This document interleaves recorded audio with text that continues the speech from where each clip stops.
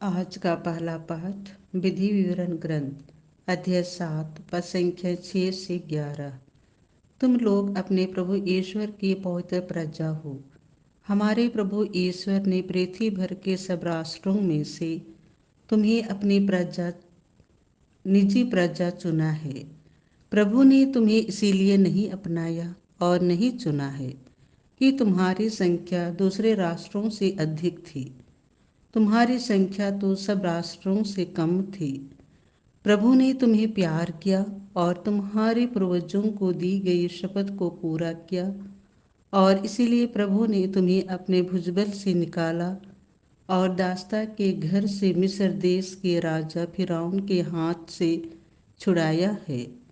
इसीलिए याद रखो कि तुम्हारा प्रभु ईश्वर सच्चा और सत्य प्रतिज्ञा ईश्वर है। जो लोग उसे प्यार करते और उसकी आज्ञाओं का पालन करते हैं, वह उनके लिए 1000 पीढ़ियों तक अपनी प्रतिज्ञा और अपनी कृपा बनाए रखता है। जो लोग उसका तिरस्कार करते हैं, वह तुम्हें दंड देता और उसका विनाश करता है। वह उसको दंड देने में देर नहीं करता। इसीलिए जो आदेश, नियम और विधि निषेध मैं आज तुम्हारे सामने रख रहा हूँ, तुम लोग उनका पालन करो। यह प्रभु की वाणी है। आज का दूसरा पाठ संत योहन का पहला पत्र अध्याय 4 पद संख्या 7 से 16। प्रिय भाइयों, हम एक दूसरे को प्यार करें, क्योंकि प्रेम ईश्वर से उत्पन्न होता है। जो प्यार करता है वह ईश्वर की संतान है और ईश्वर को जानता है। जो प्यार नहीं करता वह ईश्वर को नहीं जानता, क्योंकि ईश्वर प्रेम है। ईश्वर हमको प्यार करता है।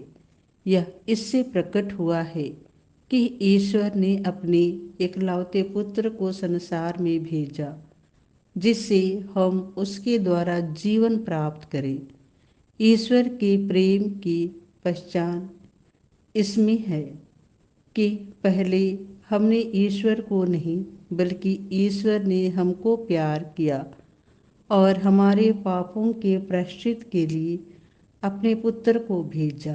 प्रिय भाइयों, यदि ईश्वर ने हमको इतना प्यार किया, तो हमको भी एक दूसरे को प्यार करना चाहिए। ईश्वर को किसी ने कभी नहीं देखा। यदि हम एक दूसरे को प्यार करते हैं, तो ईश्वर हम में निवास करता है और ईश्वर के प्रति हमारा प्रेम पूर्णता प्राप्त करता है। यदि वह इस प्रकार हमें अपना आत्मा प्रदान करता है, तो हम जान जाते हैं कि हम उसमें और वह हम में निवास करता है। पिता ने अपने पुत्र को संसार के मुक्तिदाता के रूप में भेजा। हमने यह देखा है और हम इसका साक्ष्य देते हैं।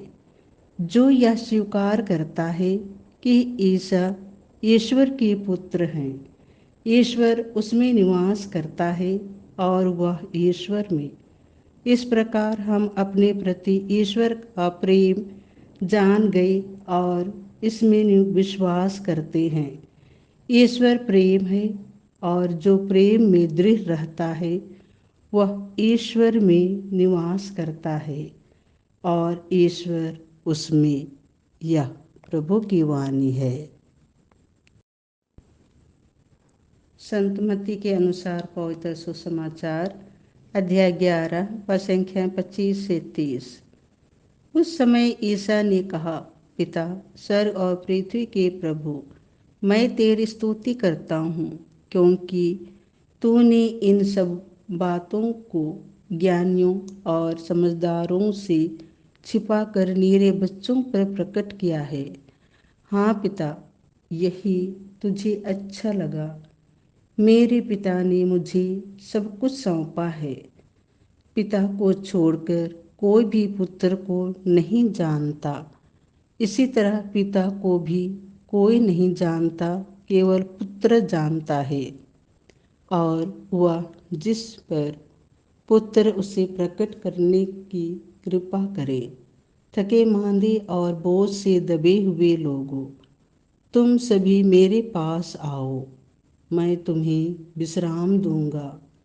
मेरा जुआ अपने ऊपर ले लो और मुझसे सीखो। मैं स्वभाव से नम्र एवं विनीत हूँ।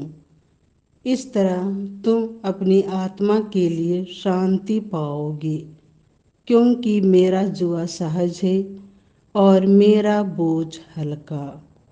यह प्रभु का सुसमाचार है।